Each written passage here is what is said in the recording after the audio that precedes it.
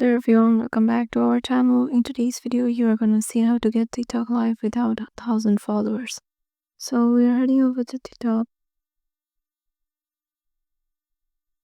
So once in there, let's head over to the profile in the bottom right and head over to the three lines icon on the top right.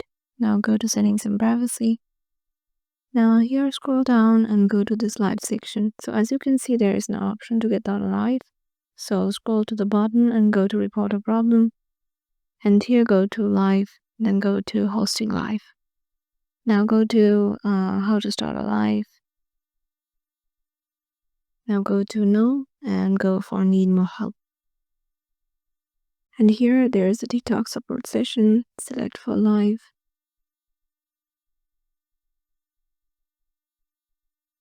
And here select I cannot start a live.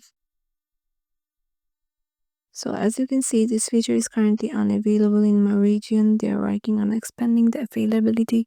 But if I want it, then if the feature is available in your country, then just write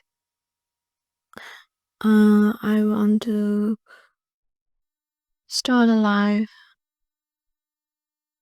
without 1,000 followers. Please enable that.